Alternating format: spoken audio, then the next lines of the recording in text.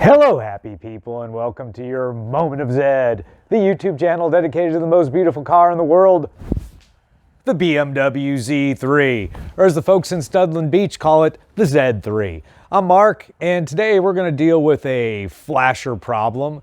My hazard warning light switch has been broken for a long time now. Today we're going to replace it, a pretty easy repair. But first, we have three Zeds of the week. And first up, we have Rudy from New Jersey with his 1998 Roadster with 167,000 miles in the best color, Atlanta blue. Now, Rudy bought this car new in 1998. It's been garage kept. It has new tires, exhaust, and front and back suspension, and his next project is fixing up the seats. Moving on to Tyler up the road in Long Island, New York with his 2000 M Roadster in black over Kyalami orange, a 1 of 17 color combination. He purchased it just a few months ago, but quickly put in a Dynon torsion bar, fixed the antenna grommet, and did the seatbelt guide fix. Very, very special car, Tyler. And last but not least, Ricardo from Mexico City with his 2001 2.2 liter automatic Roadster with only 15,000 miles. Now, Ricardo has that great hardtop and 18-inch wheels. Very nice. Thank you so much, gentlemen, for sharing your beautiful cars. Now it's time to switch that switch. Okay, so here's all you need for this project. Very easy. I have a replacement switch, which is just about exactly like the stock switch.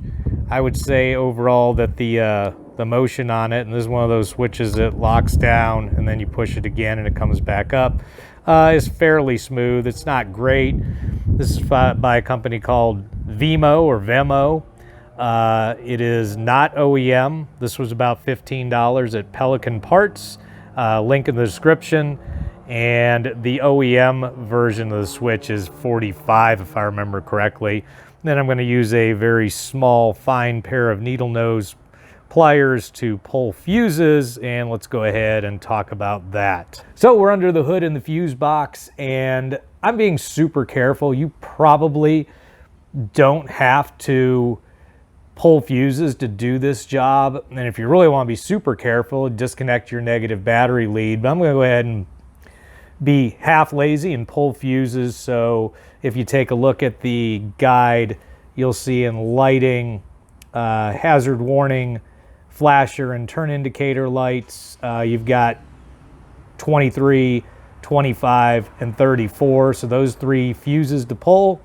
And then the headlight flasher is also 23. So I'm going to go ahead and pull those three fuses. Two of them are in this row, and that just corresponds to what you're seeing under the hood.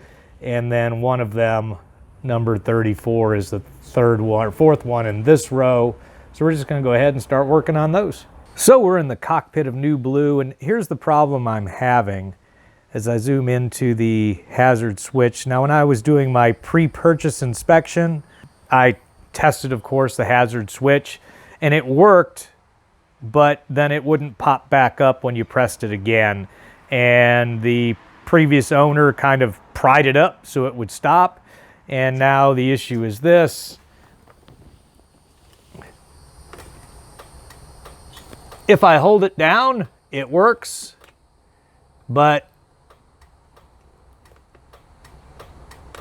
if I lift up, then it doesn't. So not great in an emergency when you may want your flashers on, but you need to do other things. So we're going to go ahead and swap out that switch. Okay, so a bit of advice I got on an old forum post about this was to pry this up, maybe with a screwdriver, and don't pry against 25-year-old plastic. But they also mentioned it'd probably be easier if you went at it from inside, if you could push up. And that's the way we're going to go with it. So first things first, to get at it, we're going to need to remove the shift boot. Now, you can remove this shift boot by simply pressing in on the side and working it up. And it basically has clips on it. And again, this is a plastic ring that your shift boot's stuck into. Now this is for manual cars. I'm not going to be able to tell you how automatics are going to work, but you have these clips and there's clips on either side. And once you get past those, you could literally just slide that over like that, and then you have room to reach under here and work on this button. It would be easier if you remove the shift knob. Now the shift knob just pulls straight up, and mine's super easy because mine, unfortunately, is starting to break up. The actual inner plastic sleeve, it's always plastic, isn't it, is starting to break up. So mine's real easy to pull out. Yours may take some more force if you want to get this all the way out of your way, which you really don't have to do, but I'm going to do that because I can. Looks like I may need a new shift knob sometime soon. Then we can actually see the wire that goes to the hazard flashers. And again, I've undone the fuses, as you saw, and now this is not working, by the way. And now it's actually just a matter of, you can feel it from up underneath, and you can just go ahead and with just a little bit of force push it up, and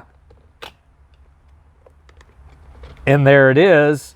And it actually has these two plastic clips, which I don't think, they don't really latch under the plastic, they just kind of snug it up against there. So you've got those plastic clips on either side, and as you can probably see, mine is quite filthy from stuff getting caught under there.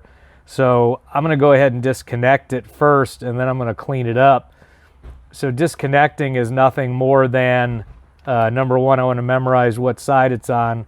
So triangles like this, wires are coming to the right side of this. Then I'm just going to wiggle this apart, and I hope this is a wiggle. It doesn't look like there's any clips or anything on it.